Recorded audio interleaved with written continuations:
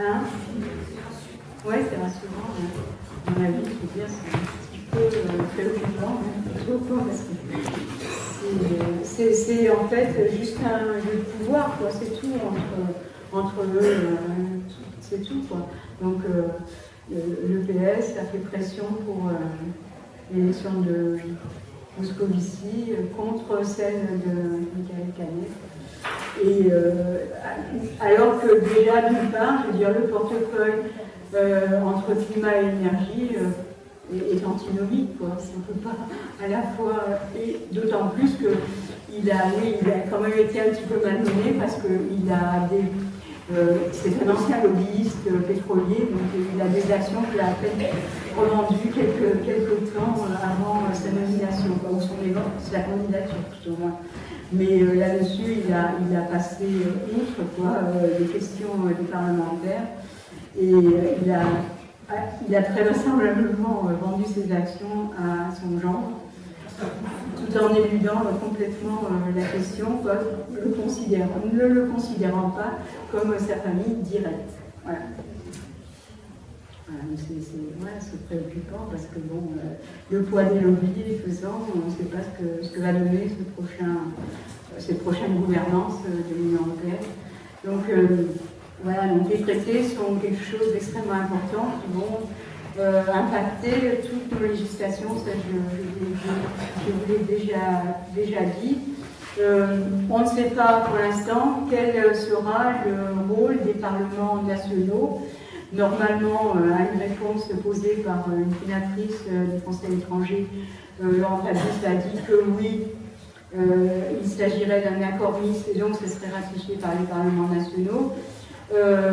Cécilia Malmström, donc la commissaire du commerce extérieur, semble revenir à l'avis de Karel de Gucht parce que ils ont tout intérêt à ce que les accords ne capotent pas et soient ratifiés par le seul Parlement européen. Donc il y a déjà il y a une opacité totale, un manque de transparence, de démocratie, mais le rôle même du Parlement européen est complètement annihilé. Et quand on voit la déclaration de David Rockefeller disant que le pouvoir privé doit prendre le pas sur les gouvernements, on en est là à l'heure actuelle. Voilà. Non plus. C'est valable pour le CETA aussi, l'accord avec le Canada? Tout à fait, bien sûr que oui, bien sûr que oui. Tout à fait. Donc à la fois pour les deux accords, pour les États-Unis et pour le Canada, c'est pas encore qui doit valider, est-ce que ça va être les États? Si les parlements nationaux vont le ratifier ou pas. Normalement, donc d'après la règle, si l'accord comporte d'autres spécificités que la politique commerciale commune, et en l'occurrence le règlement des différends en est exclu, parce que ce n'est pas à proprement parler une composante commerciale de l'accord, il devrait être soumis à la ratification des parlements nationaux, mais ils vont faire en sorte, et tout, pour que ça échappe à cette ratification, pour ne pas le faire capoter, Ça paraît une évidence maintenant, Je me demandais comment on peut ratifier ou amender un texte que l'on ne connaît pas.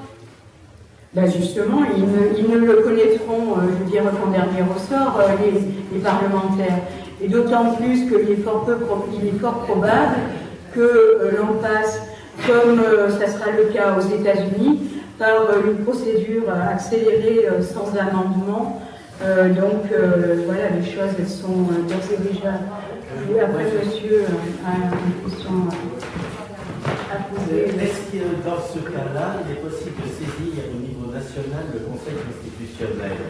Non, justement, parce que on envisageait effectivement de faire une question prioritaire de constitutionnalité, mais la Constitution, un arrêt du Conseil d'État dispose que le traité ne peut pas être contraire à la Constitution, mais si toutefois c'est le cas, c'est à la Constitution de s'adapter et non pas à l'inverse. Donc il faudra une réforme constitutionnelle. Les Allemands ont la Cour de Karlsruhe, oui. Mais au niveau européen, La Cour de justice de La l'Union Cour de européenne. justice peut-elle être saisie dès maintenant, bien qu'elle n'ait pas un mandat en termes de commerce et de droit et d'économie? On verra, parce que je suis qu'au chapitre 21 de l'accord de libre-échange. Et j'ai pas fini les 1600 pages, la lecture de 1600 pages. On verra s'il y a une possibilité dans ce sens, croyez-moi, qu'on la saisira. Mais ça sera a posteriori, après la ratification par le Parlement européen. La dernière est complémentaire. Dans un contexte aussi important, quand on va en Allemagne, on s'aperçoit que chaque fois qu'il y a au niveau local un problème de loi, il y a des avocats, il y a tout un système qui se met en place pour aider à la décision, quelle qu'elle soit. D'accord, oui. Dans ce contexte-là, au niveau associatif, sur le modèle allemand, êtes-vous aidé par des juristes de dimension européenne? Je ne connais pas le modèle allemand à proprement parler, quoi, en fait. Hein. Mais des juristes de dimension européenne, vous voulez dire que si on fait une démarche devant la Cour de justice européenne, moi ça ne me pose pas de problème, mais on a un certain nombre de compétences quand même pour le faire. Ça, on ne le saura que lorsque les textes auront été ratifiés et puis qu'on aura poursuivi et finalisé l'analyse Il sera trop tard. Non. Ben oui, mais il y a un mode d'action, c'est effectivement empêcher la ratification par le Parlement européen, comme ça a été le cas pour ACTA, qui a été rejeté. Ça, c'est la seule possibilité, c'est la mobilisation citoyenne qui va le faire, quoi. Je ne suis pas tout à fait d'accord parce qu'il y a un problème de forage de côté au niveau local.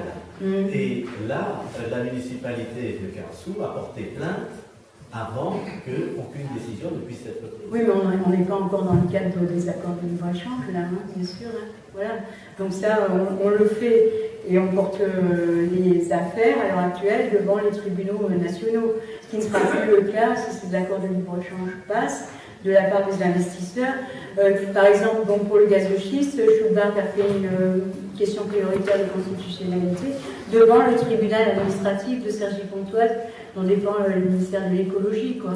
Mais si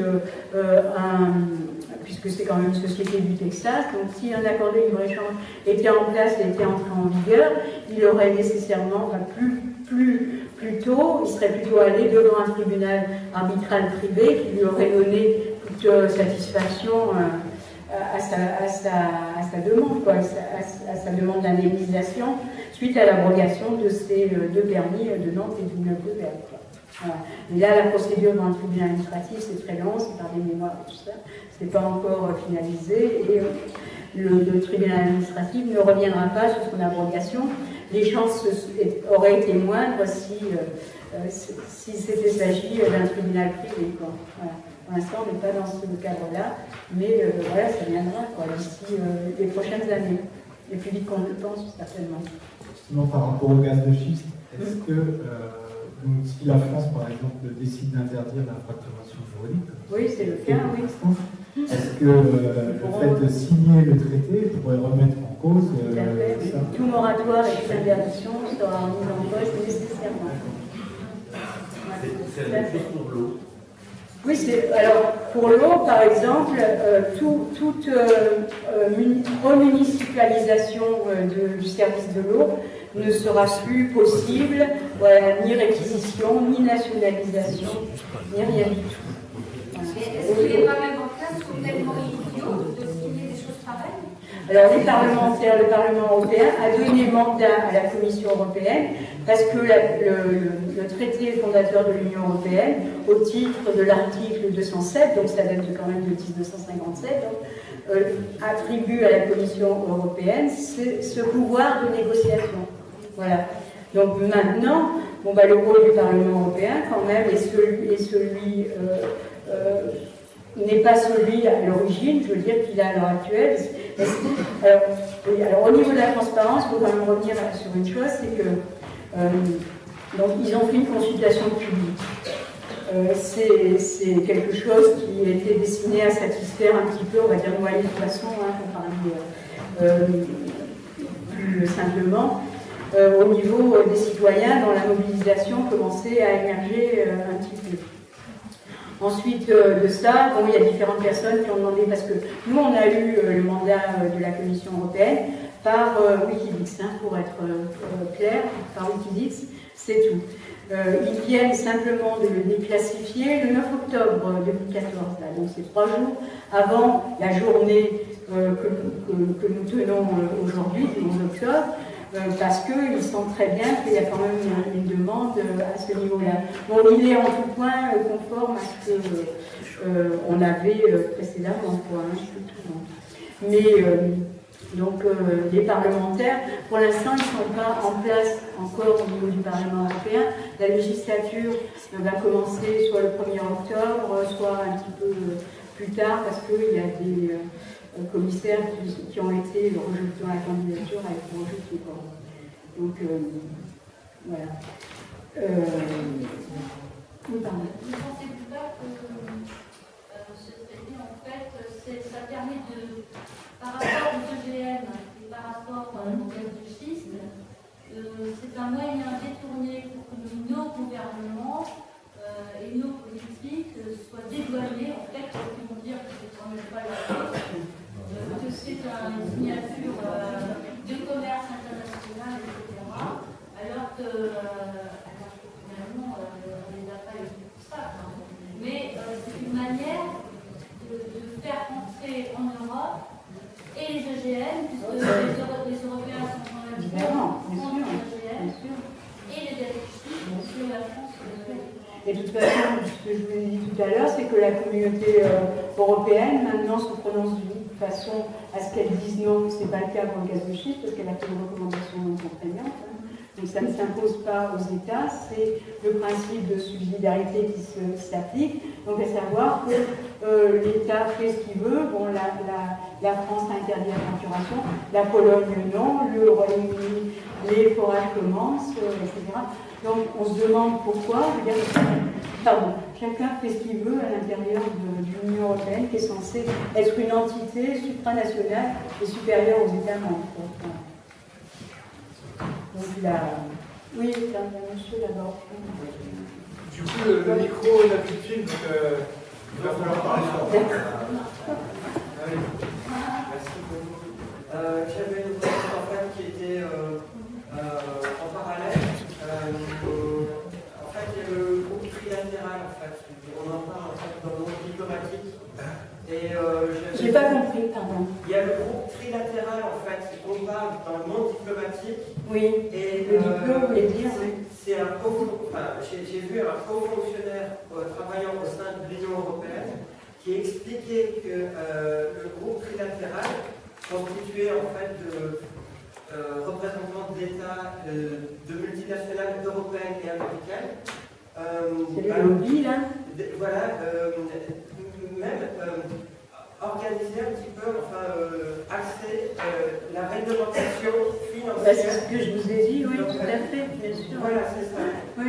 Et en fait, ne pensez-vous pas que ce groupe trilatéral devrait être un peu plus zoomé, veillé, surveillé, parce que c'est une instance qui est non démocratique et qui pourtant donne en fait les règles financières en faute de lieu. Et donc, est-ce qu'on... Vous parlez de la Troïka, vous voulez dire, alors en fait, vous parlez de la Troïka, je veux dire de la Commission européenne, du FMI et de la BCE, non, c'est pas ça? Quand vous dites... La trilatéral, c'est mis en place par David Rockefeller, et c'est quelque chose d'informel. Et c'est quelque chose... C'est les lobbies, hein, c'est tout. C'est un gros discours. Ou les cimetières. Mais tout le monde exerce des pressions sur l'Union européenne et il y a même des parlementaires, c'est le cas aussi en France, dans les parlements nationaux, qui rédigent. Donc, comme je vous ai dit, il est fort peu probable que ce soit les négociateurs qu'on a vus qui, sur un coin de table, se mettent à rédiger les 1600 pages. Ça leur a été suggérés, amenés par tous les lobbies des multinationales. Hein. Donc, oui, pardon. Voilà, donc oui, bien sûr que oui, c'est très dangereux, quoi. Alors on nous dit, bon, il y a une clause de sauvegarde et on pourra l'opposer à l'autre partie prenante si toutefois il ne respecte pas les conditions de l'accord.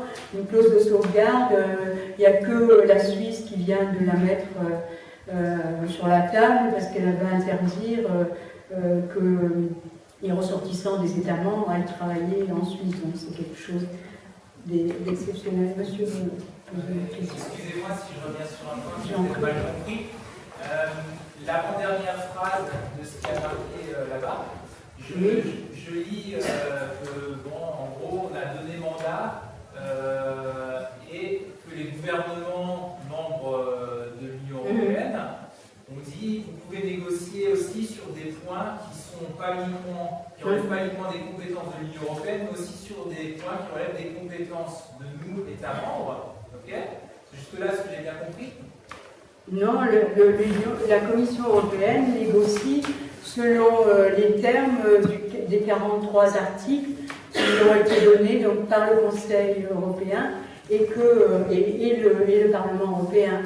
Là-bas, il y a marqué, la dernière phrase... Ça, c'est la réponse de Laurent Fabius, en fait. Et alors, cette réponse, elle comporte des choses fausses? Alors, parce qu'il marque notamment par rapport aux compétences des États membres qu'ils ont le droit de négocier sans préjudice des futures décisions des États membres dans ces domaines. Ça voudrait dire qu'ils ont le droit de négocier des échanges de matières, enfin voilà, on supprime des douanes pour les OGM, ça vous l'avez donné comme exemple avant. Mais en fait, ça voudrait dire que si les États membres, dans leurs compétences, il y a quelque chose qui dit qu'on peut interdire les OGM, les entreprises ensuite ne peuvent pas faire des procès aux États qui interdisent quand même les OGM. Si je comprends bien cette réponse là-bas, est-ce que je la comprends bien ou pas? Moi, je ne sais pas, Fabius, il est d'un peu la Commission a été autorisée, donc, au nom du Conseil européen et du Parlement européen, donc, à négocier les dispositions du partenariat transatlantique qui relève de la compétence en même temps qu'elle est autorisée par les États membres représentés par le dit Conseil européen, les chefs d'État, on est d'accord. Voilà, donc, négocier en leur nom, je vais pas dire ça, les dispositions de l'accord final qui relèveront de la compétence des États membres. Oui, puisque ça s'appliquera, puisque dans un traité est supérieur à une législation nationale. Dans la hiérarchie des normes, comme. D'accord, ça. Déjà, voilà. Ça, je sais, mais ils auraient dit que dans ce qu'ils ont le droit de négocier, ils ont seulement le droit de négocier si ça porte pas préjudice sur la compétence propre. Ouais, voilà. Non, mais ça, c'est faux, parce que, effectivement, comme on l'a vu, tous les niveaux de gouvernement sont concernés. Donc, vous dites que c'est faux, est-ce qu'on a pu le constater, excusez-moi est-ce qu'on a pu le constater, par exemple, dans le texte de l'accord Canada-UE, qui est rendu public, ça a été signé, est-ce qu'on a pu constater dans ce texte-là que ce qui a marqué là-bas est faux? Oui, tout à fait. Tout ce qui est dans le CETA ou la OCG, je veux dire, et fait partie de nos craintes au niveau de la protection des investissements, de la suprématie, on va dire, du traité et du droit des investisseurs à tous les niveaux de gouvernement. Voilà. Donc oui, tout à fait. Bon, là, j'ai rien que ce qui concerne le règlement des différents investisseurs États, je n'ai pas imprimé les autres quelques pages qu'il peut y avoir. Oui, bien sûr que c'est faux. Ce qu'il dit, mais ça c'est un langage diplomatique qu'exerce à la perfection Laurent Fabius. Excusez-moi, c'est son. Ah oui, pardon, monsieur, ça fait un petit moment déjà. S'il vous plaît.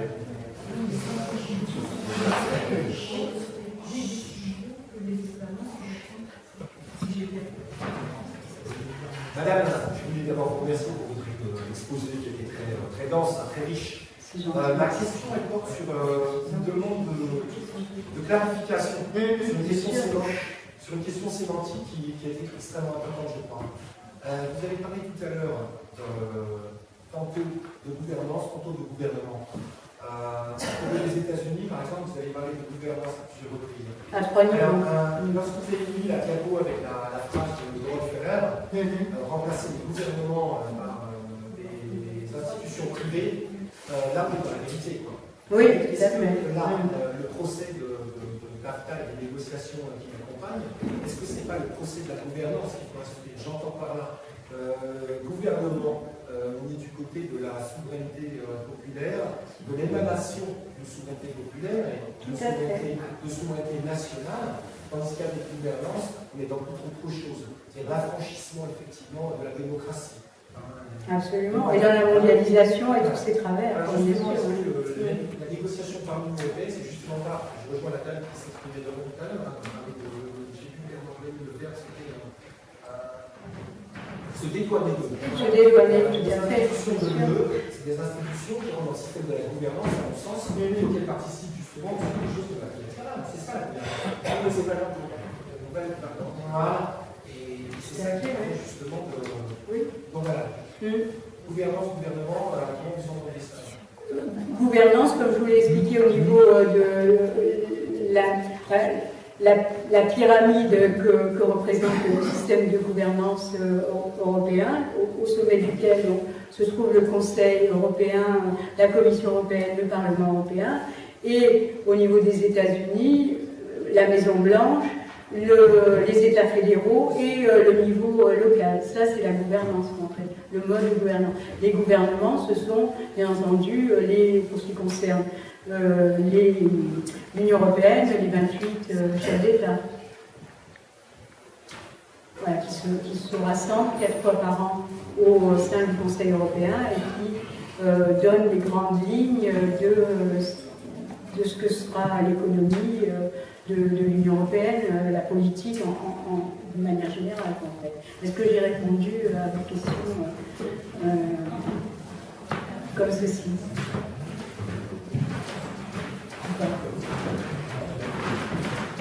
On va prendre 2 questions, puis on va continuer. Non, c'est bon. Moi, après, oui, je ferai encore juste une petite. Un petit ajout, quoi, mais c'est tout. Mais bon, il y a monsieur là, de la Confédération paysanne, je crois, c'est ça? Non. non, mais bon, c'est. J'ai retenu. Non? Concernant l'accès au texte, quand madame, vous nous décrivez une salle où les gens ne peuvent rentrer sans portable, sans... Bien sûr, oui. Les parlementaires. Pardon. Concernant l'accès au texte, madame nous a parlé d'une salle où les personnes pouvaient rentrer sans portable. Les eurodéputés, hein, oui, bien sûr. Donc, seulement sans possibilité de lire le texte. De le copier, de le photocopier, de prendre des notes. Réfléchir. Bon, je me demande finalement, qu'est-ce qu'on a comme pouvoir, nous? On se réunit, on fait des manifs, etc. Et finalement, est-ce que vraiment ça vaut la peine? Il y a des pétitions, il y a des manifs dans la rue. Est-ce qu'on a un pouvoir, nous, parce que considérons le pouvoir des autorités qui n'existe pas? Qu'est-ce qu'on peut faire? On discute des textes, des petits logos de textes, et finalement, on n'a peut-être aucun pouvoir. Est-ce que ça vaut la peine? Mais oui, je l'ai fait. Alors, un certain nombre de régions, de villes, même de communes, se sont déclarées zones hors CAFTA par des délibérations. Il y a quand même, bien entendu, un certain nombre de pétitions. Bon, il a été fait une initiative citoyenne européenne, c'était mal fondé et malvenu parce que une initiative citoyenne européenne, ça doit proposer à l'Union européenne une législation spécifique, mais pas demander l'annulation des négociations. Pour ça, on n'a pas le pouvoir de le faire. On a le pouvoir donc d'influer sur la décision du Parlement européen quand le texte va venir à la ratification. Mais comment? De quoi? En continuant comme ça, des mobilisations citoyennes. On a bien réussi, je veux dire. Dans la rue et faire des pétitions. Alors moi j'ai une pétition, pétitions, il y en a d'autres. Hein. Il y a Stop TAFTA, si vous tapez Stop TAFTA, il y a Vase, je ne sais plus, plusieurs pétitions donc, qui sont en ligne. Moi, j'ai la spécificité, c'est pas pour me vanter, hein, je dirais, de l'avoir enregistrée. Elle est enregistrée devant le Parlement européen. J'ai 9000 et quelques signatures pour l'instant. Je les imprime et je vais plaider notre cause devant le Parlement européen et la Commission européenne, comme je l'ai fait pour le gaz de schiste. Après, je n'ai pas le pouvoir de d'influer sur leur décision. Le problème, c'est est-ce que vous obtenez comment, c'est ça? Que vous ayez le pouvoir, je ne sais pas, mais en tout cas. Parce que, au vu du comportement des réunions, des non-accès aux documents, je ne vois pas être un. Là, on est quand même dans une configuration avec un accord qui se négocie au niveau de l'Union européenne et des États-Unis. Donc c'est vrai, mais bon, il n'empêche que moi je continue. Et si on doit aller jusqu'à devant la Cour de justice européenne, on est les collectifs TAFTA pour ça, pour s'opposer à tout ça. Quand on imagine en Révo qu'on puisse faire quelque chose, est-ce que, par exemple, Révo, qu'on arrive à transformer la mentalité de nos dirigeants, est-ce que si, par exemple, M. Hollande décide demain qu'il a changé de point de vue, au lieu d'accélérer, ils disent non. Est-ce que le nom d'un seul chef de l'État, d'un des États peut arrêter le processus? Bonne question, mais ça, c'est en fait ce qui se passe, c'est pas l'unanimité qui est requise pour la politique commerciale commune et la ratification des traités, mais la majorité qualifiée. Donc la majorité qualifiée, oui. Voilà. Il n'y a que quelques points spécifiques. La politique commerciale commune, mais à mon avis, il y a une exception quand même à cette règle à ce niveau-là. Et donc la majorité qualifiée, ça se calcule par le nombre d'habitants d'un membre, etc. Donc c'est un petit peu compliqué de pouvoir dire est-ce que les chefs de gouvernement vont le ratifier ou s'y opposer. En tout cas, pour l'instant, il y a quand même un consensus au niveau national, puisque le parti majoritaire, donc je n'en parle pas beaucoup.